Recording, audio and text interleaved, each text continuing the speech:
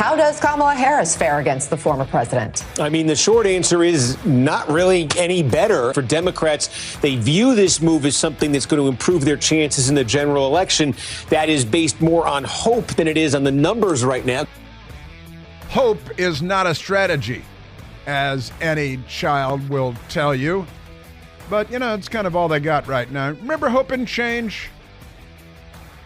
Well, we got change. Not positive change. Their defense, they never said it was going to be positive change, did they? The fundamental transformation of America, they never said we're going to fundamentally transform America and make it better. They never said that. So you can't really hold them to account on that one. We have the head of the United States Secret Service, the director of the United States Secret Service on Capitol Hill, testifying before a committee in the House of Representatives, even as we speak.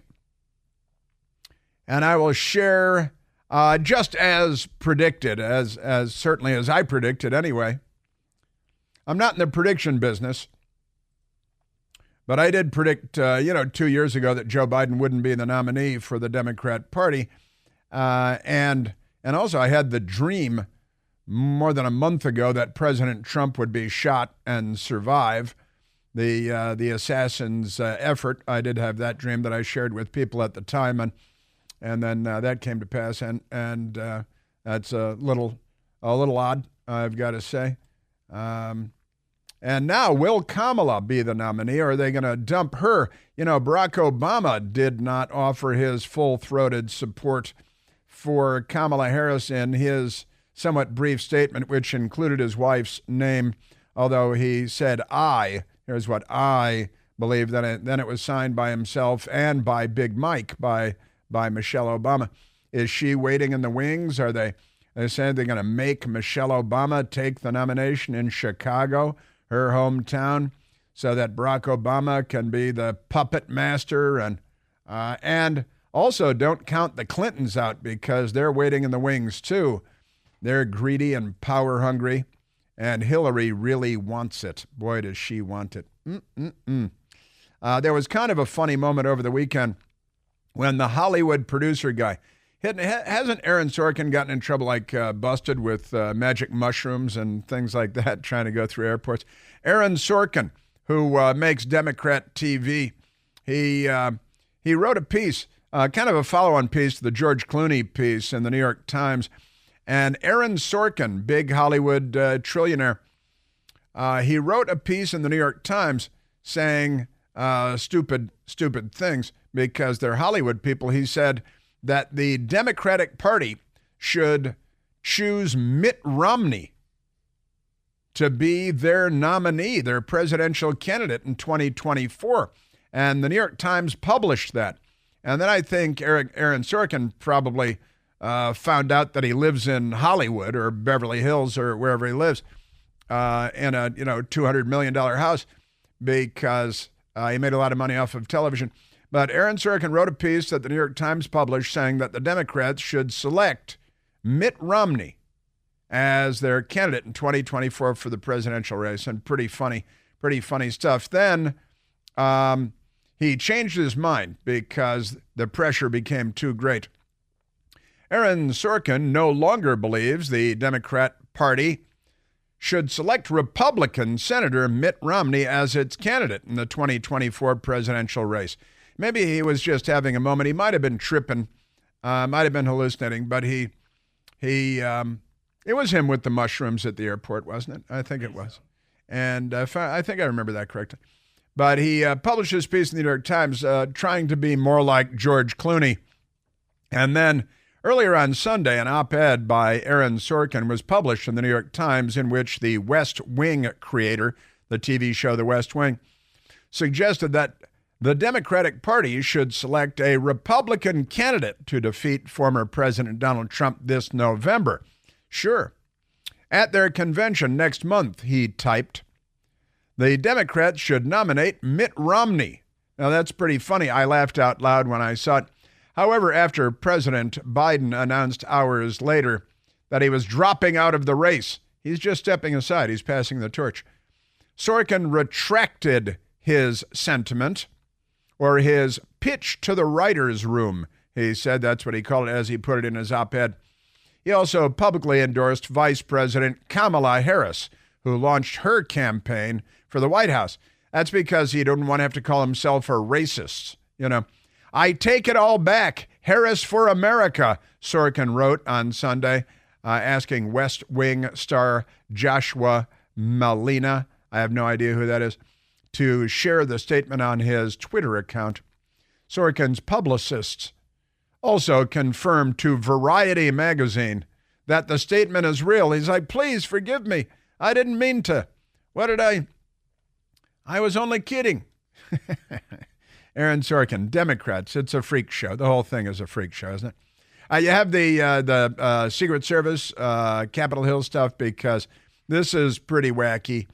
The director of the Secret Service, who goes by Kim, I think her mom calls her Kimberly, especially after last week, because, you know, she, boy, oh boy, she has some splaining to do, but she's not doing it because, you know, she's a Democrat. She got the job as director of the Secret Service because Dr. Jill Biden likes her.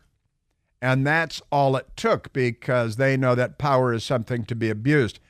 And Dr. Jill has a lot of pull with the Secret Service, or at least she has in the past. I can tell you that much. So, Secret Service director testifies about Trump assassination attempt, and let me say, she's not answering a lot of questions.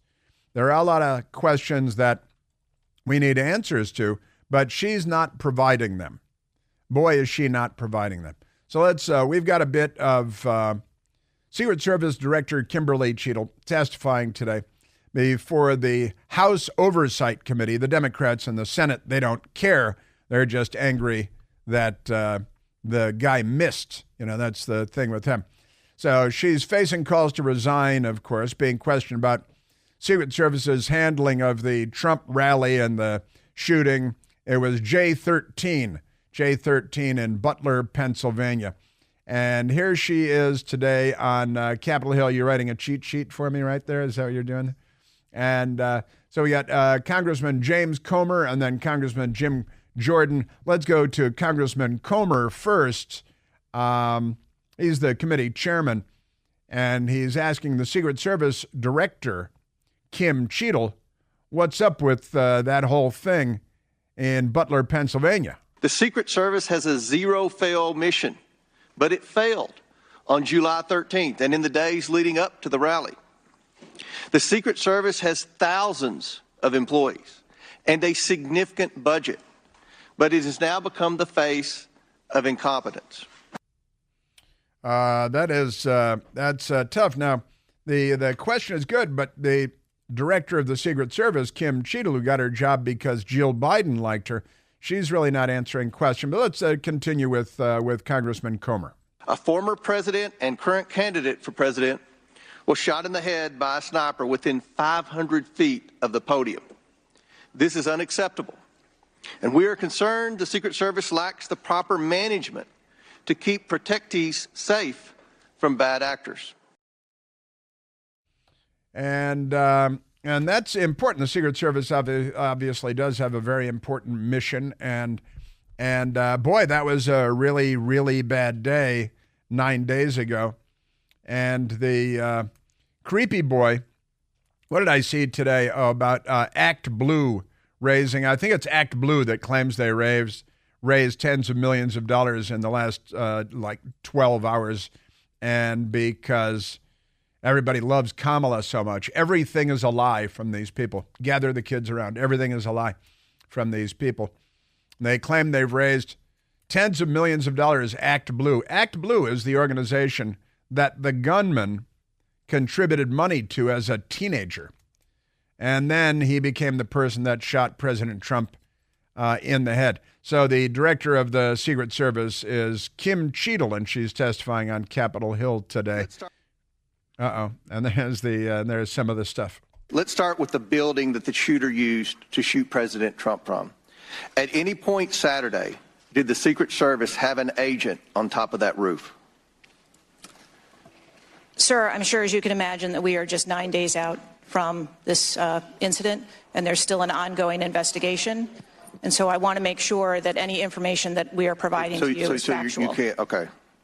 Why did the Secret Service not, can you answer why the Secret Service didn't place a single agent on the roof? We are still looking into the advanced process and the decisions that were made. Okay. People groaning in the gallery because she's giving, and I predicted this at the very beginning of this radio broadcast this morning, that she would give a lot of answers like that. I'm sure you can appreciate, Congressman, that it's been only 9 days, and we couldn't possibly discuss something that happened just 9 days ago because it's only 9 days. Now, I know people, and I talk to people, and there's something I want to share with you, but are we moving on to Jim Jordan now? This is happening in real time as we're on the air, the hearing on Capitol Hill, and so we're pulling this together as it's going on. And this is what I fully expected, the Soviet response from Kim Cheatle. Show up prepared. Have some notes. You know what questions are going to be asked. Have some answers, all right? Now, I can give one answer here, and that is, we know, and I talked about it on Friday and probably on Thursday, too, the radio traffic, two-way radio traffic between the local police agencies there, the local police, the county police, and the state troopers who are there. And some people in the crowd spotted Creepy Boy crawling on the roof, right? And were yelling, "Hey, there's Creepy Boy crawling on the roof," and all this good stuff. And then we learned later last week, Wednesday, Thursday, Friday, I guess, that police had identified a suspicious individual, that's the terminology used, at this venue, right? This large outdoor venue with many thousands of people there for President Trump.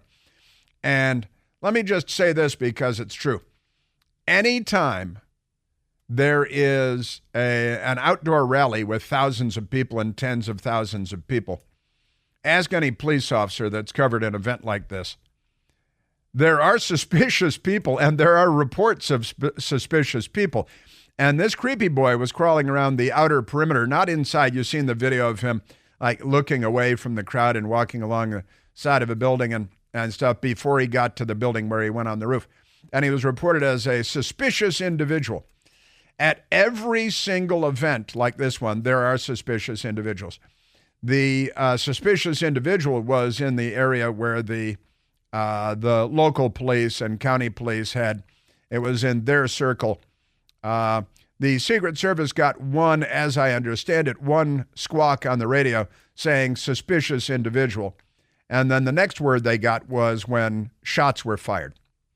That's the information that I'm getting. And it wouldn't be at all surprising. The suspicious individual was not in the inner circle, in the inner ring where the Secret Service has total control, but in the outer ring where local police have been entrusted with some of that. So now let me get to Congressman Jim Jordan and Kim Cheatle, the director of the Secret Service. And she's got a lot of, I couldn't possibly answer that because we have to wait. We're still waiting for the government to release the files on the John F. Kennedy assassination. And the CIA hasn't done that, even though Congress ordered them to do that about a decade ago. And they still haven't released records on the John F. Kennedy, November 22nd, 1963, and the government still has those documents wedged into their dark and remote location. Pretty amazing stuff. So Congressman Jim Jordan at the House Oversight hearing with Secret Service Director Kim Cheatle. Talk to the counter sniper who took the shot that took out the bad guy. Yes, I have. And can you tell us about that conversation? I would not want to reveal conversations that I've had with my employees. You're fired. That's exactly the kind of information the American people want to know. American people who pay your salary. They're not being nearly aggressive enough, I've got to say. No, that's not good enough, Frau Director. Frau Director, that's not really going to. You've known, you had all weekend. Joe Biden resigned. Well, he didn't quite resign over the weekend. He stepped aside. He passed the torch. Now Kamala's up in flames. You may have noticed that the financial world has gone mad. It's out of control, and it's time to consider how you're going to adapt to all of the changes.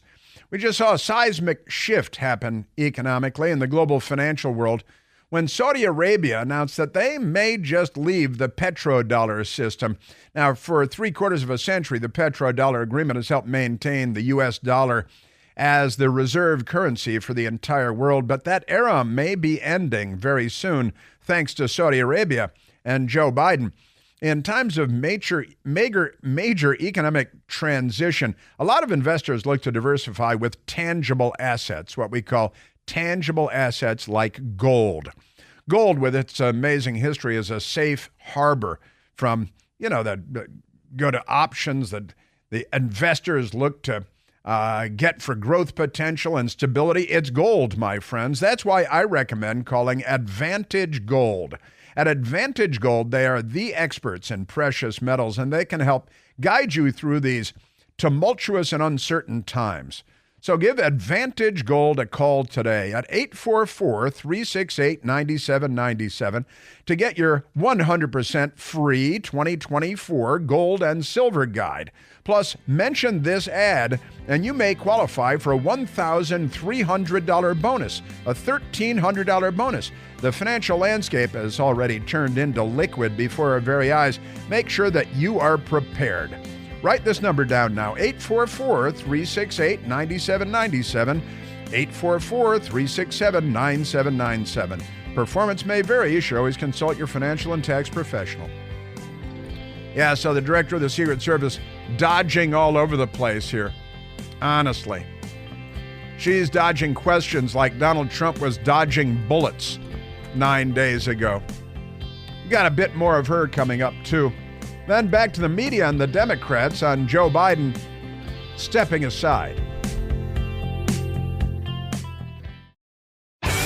Now, as this hearing with the Secret Service director is ongoing on Capitol Hill, it should be noted that there are other Republican members of Congress and I guess a couple of Democrats too that have gone to the scene of the crime where President Trump was shot. And the Secret Service director continues to dodge and obfuscate and play the bureaucratic game about, ongoing investigation, yada, yada. But Republican Chairman Green is, even as we speak, leading a visit to the site of the assassination attempt, and they will talk to the media afterward. The Republicans are there to find facts. The Democrats are there to obfuscate and to lay down cover smoke because they're not on our side. And more audio from the hearing coming right up.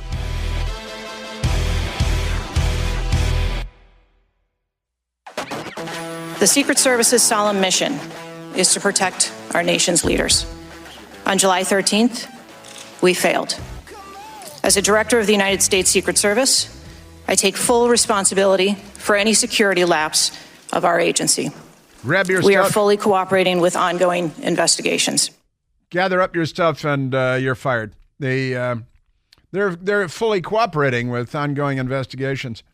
And that's why all of her answers to everything had kind of the same tone of, well, everything's an ongoing investigation. And Man, oh man, that's Kimberly Cheatle. She's the director of the Secret Service because Jill Biden wanted her to be director of the Secret Service. And today on Capitol Hill, it's Jim Jordan, or this is Comer again, Congressman Chairman Comer, and Kimberly Cheatle, director of Secret Service. How many Secret Service agents were assigned to President Trump on the day of the rally? That's a secret. Again, I'm not going to get into the specifics of the numbers of personnel that we had there, but we feel that there was a sufficient number of agents assigned. There are reports that several agents assigned to the rally on July 13th were temporary agents not normally assigned to President Trump. Is that accurate? Temps. What I can tell you is that the agents that were assigned to former President Trump are Secret Service agents that provide close protection to him. Yeah, that's a complete non-answer. And they got temps. They call it temp place, and they got temps. Turns out Kim Cheatle goes down to the Home Depot in a pickup truck, and there are non-English speaking guys standing out in the corner of the parking lot, and she waves them with their thumb into the back of the truck, and then they come and do the job. She's not answering. That's not true. I was a little writer's embellishment, but the non-answers that she's given, she showed up fully prepared to not answer a damn thing. You know what it looks like, Director? It looks like you won't answer some pretty basic questions. It looks like you got a 9% raise and you cut corners when it came to protecting one of the most important individuals, most well-known individuals on the planet. A former president, likely the guy's going to be the next president. Looks like you guys were cutting corners. That's what it looks like to me. Is that true? I am here today because I want to answer questions, but I also want to be cautious. You might want to, but you haven't answered. I don't think you've answered one question from the chairman, the ranking member, or me. Well, we got a lot of other people asking. We'll see if your record improves. But right now, you haven't answered, I don't think, any questions. The Democrats on the committee are making it all about gun control because they're Democrats. They're anti-Bill of Rights, anti-Constitution, anti-First Amendment, anti-Second Amendment. They don't believe in your right to freely practice your religion. They don't believe in your right to free speech. They believe it's their First Amendment right to burn your church and loot your city, because that's for. And speaking of which, Kamala Harris raised money for all the rioters and the looters and the killers and the arsonists, and she raised bail money during the George Floyd riots because, you know, she's down with the struggler, something real good like that. Wah, wah, wah. You're a Democrat party. Man, oh man. Where should we go? Let's go to a telephone call. Let's go to Let's go to Herb calling from Fredericksburg, Virginia. Hey, Bear, you're on the Chris Plant Show. That's French for Herbert. Hey, Herb, how are you? Chris, how you doing today? Nice to talk to you. Welcome. Happy you're here. Listened to you for a long time. Enjoyed the videos of your father, too, on the battleship. Excellent. Thank you very kindly. Thank you very much. Yeah, I really enjoyed that. What I'd like to know is why they had a problem, why the Secret Service had a problem to shoot first. You know, when those federal police officers, they didn't have a problem with Ashley Babbitt, you know, and Lieutenant Byrd got a promotion. They had the big, powerful, binoculars, and looking at him the whole time, somebody had to tell him not to shoot. They were on him. Yeah, as I understand it, Herb, the counter sniper teams of the Secret Service don't need any green light from anybody. They have standing authority to shoot somebody if they see somebody with a rifle pointing or not even pointing at a protectee. But that my understanding is, and fortunately we have the Secret Service director up there answering all of our questions for us, or not, as the case may be. But my understanding is that while there was a mention on the two-way radios of a suspicious individual, that is not an unusual thing to hear on the radio at big events with thousands of people at an outdoor venue, and that they didn't see the guy because of the slope of the roof that Kimberly Cheatle is so obsessed with. The slope of the roof, they didn't see him until he started shooting. That's my understanding. Now, fortunately, Kimberly Cheatle's answering all those questions today. I'm being facetious because she's not. But as soon as the counter sniper got a bead on the guy, and it wasn't until he fired 8 shots, and then apparently the gunman slid down just a little bit after firing 8 shots. And when he popped his head back up, and it's kind of funny, Herb, that you mentioned this, because I had a conversation. I've had a number of conversations about this on this subject. But Creepy Boy, that crept up on the sloped roof undetected in an area that was under the control of local law enforcement and not specifically the Secret Service, that he made his way up to the roof, getting by the local law enforcement people, and that's really bad. Should the Secret Service have had somebody on that rooftop, since it has line of sight to the venue and to the stage? I'm guessing that in an after-action report, after-action review, they're going to say, yeah, well, that would have been useful in this instance, I'm going to guess. But Creepy Boy popped up, fired 8 shots, And I'm trying to figure out why did he not empty his magazine? I'm not aware of any 8-shot magazines for an AR-15 made by anybody. Even in the District of Columbia, it's a 10-round magazine limit. But why did he stop firing after 8 shots? That's one question that I have. And my guess is, and it's only a guess, is that President Trump dropped to the ground so quickly when he had his ear shot, had his ear clipped, and he grabbed his ear, and then he dropped to the ground, right? Now, why did the counter sniper not get him there? I think it was a 2-second period for the 8 shots to be fired. It was less than a second from President Trump being hit to President Trump dropping to the ground. His reaction time was extraordinary. And from that moment, it was 2 seconds until the first Secret Service agent was on top of him, ran up onto the steps and onto the platform from stage left. Now, there's an 11-second pause there, Herb, and I counted it on the screen. There's an 8 shots are fired. President Trump is clipped. 1 man is killed, murdered. 2 other men are wounded. And there is what you would think would be anarchy, although the crowd stayed incredibly calm. But 11 seconds pass after the 8 shots are fired. Then Creepy Boy pops his head back up, and there was 1 shot and 1 kill on the sniper, the would-be assassin. Right? Now, why didn't he? You're asking why couldn't he stop him before he fired a single shot? Right? That's what you want to know, right? Yes, sir. Yes, sir. Yeah, and I don't think we know the answer to that question yet. I think that because they had those big binoculars, like you use out west, and they were clearly looking at him, on him, off of him, on him, off of him. I just don't know why they didn't shoot. They don't, look what they did to Ashley Babbitt. They can shoot you, and get away with it. Yeah. I love the Ashley Babbitt reference in this context. That's a great shot inside the Capitol for the alleged crime of trespassing. She did not have a rifle, and she was shot and killed, you're right, by Lieutenant Byrd. They can clearly, those federal police officers can clearly shoot you and get away with it, so I don't know why they didn't shoot first. Yeah. They saw he was a threat. They were on him, off of him, on him. They had binoculars like they use out west. Yeah. Yeah, the big old binos, and looking through the scope on the rifle that the counter snipers use, excellent firearms, excellent rifles, and when he did fire 1 shot, it immediately killed the suspect. Now, honestly, Herb, I'm going to, at this point, there are questions that need to be answered.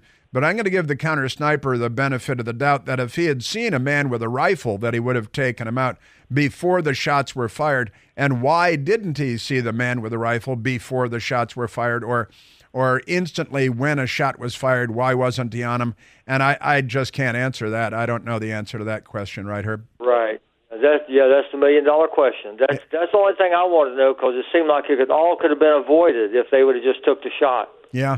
Because it looks like there were 2 sets, one a little farther away, like 700 yards, and one maybe behind the stage. And I think the other guy got him that was farther away. So, clearly, they knew he was there. Yeah, some debate. Well, I'm not sure they, that remains to be seen also. I mean, did he, because of the slope of the roof, the angle they had on that building, the counter snipers had on that building, I'm not sure it was the counter sniper that was farther away or not, but these are the questions.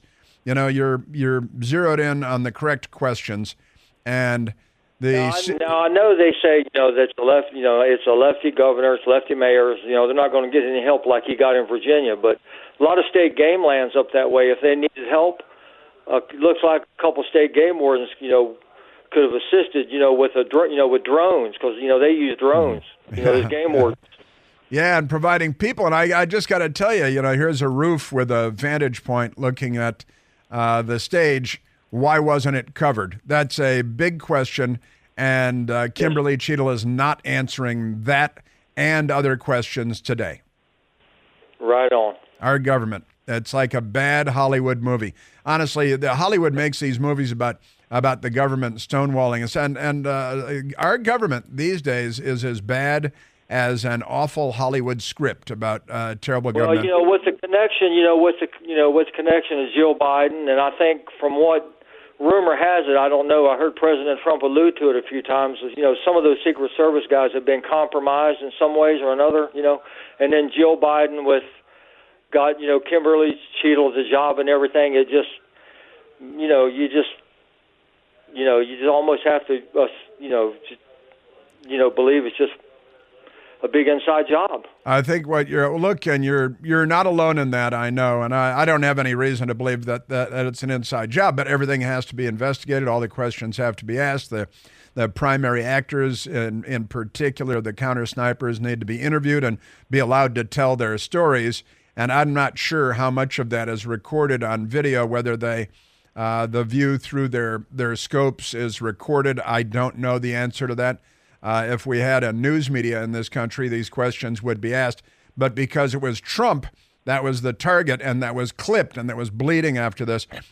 Our news media is once again not doing the job that they are supposed to be doing. And I suspect that their politics would have something to do with all of that.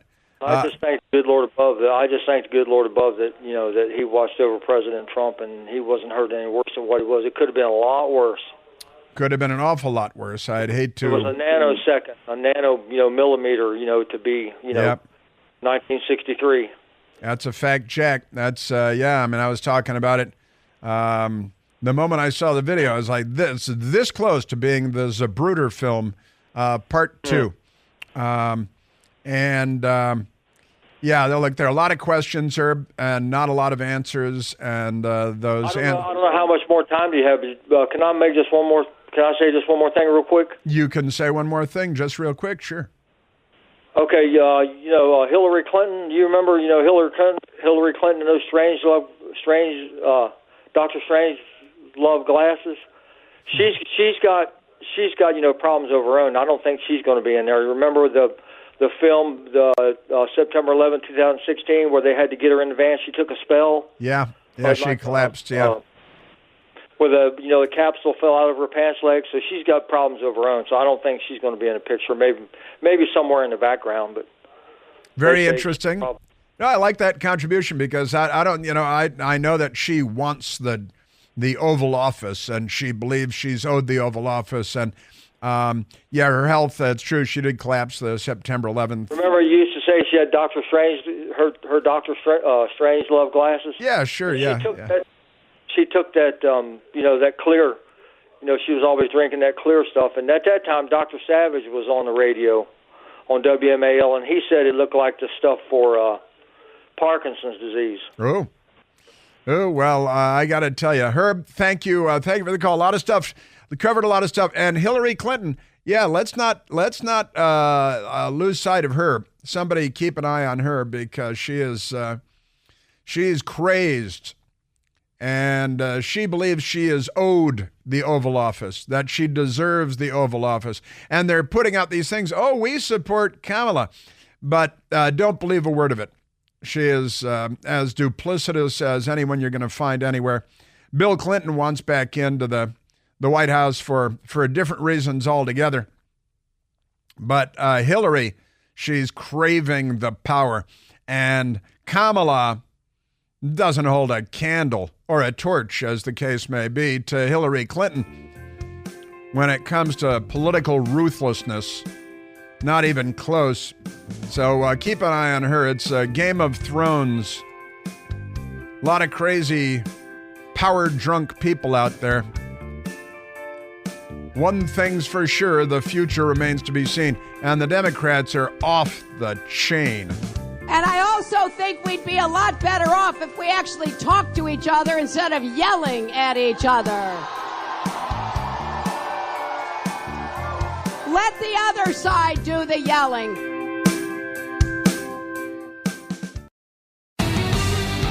I don't know if we're going to get to Chris Coons crying. And now, Kimberly Cheatle on Capitol Hill saying it's going to take 60 days for the investigation to be complete. Then they'll extend it by 30 days at the end of that. And law enforcement officials say, you can't shoot what you can't see. You're behind a roof. You don't just shoot up the roof. There are civilians all over the place there. You can't start putting rounds through a roof and say, well, I thought he was back there, when you got crowds of civilians out there on the grass back there and everything. Pretty wild. Now, Kamala Harris. Let's get back to Kamala Harris for a moment. AOC says 60 days for investigation. That is unacceptable. And then she got back to mixing drinks as she ought to be doing. Let's remind, the Democrats have said Kamala Harris is now their horse. That's their person. Kamala Harris. And Kamala Harris was sent to Europe to be the no war between Russia and Ukraine czar, right? She's our border czar and a space czar. And she was sent to Europe because it looked like Russia was about to invade Ukraine. And we learned that at that time that she's a foreign policy expert just like Joe Biden. So Ukraine is a country in Europe. It exists next to another country called Russia. Russia is a bigger country. Russia is a powerful country. Russia decided to invade a smaller country called Ukraine. So basically, that's wrong. That's wrong. She was talking to the Morning Hustle radio show, not kindergarten students. That's pretty amazing. And you may remember you put the lime in the coconut and call me in the morning moment from Kamala Harris. Everything is in context. It is? My mother she would give us a hard time sometimes, and she would say to us, I don't know what's wrong with you young people. You think you just fell out of a coconut tree? You exist in the context of all in which you live and what came before you. Yeah, that's a good point, well made from Kamala.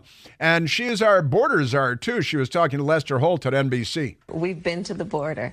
We've been to the border. You haven't been to the border. Oh, me? And I haven't been to Europe. Oh. And I don't understand the point that you're making. She doesn't understand the point that you're making. It is a kakistocracy, an idiocracy. We're in big trouble. The Democrat Party must be stopped. They're destroying democracy.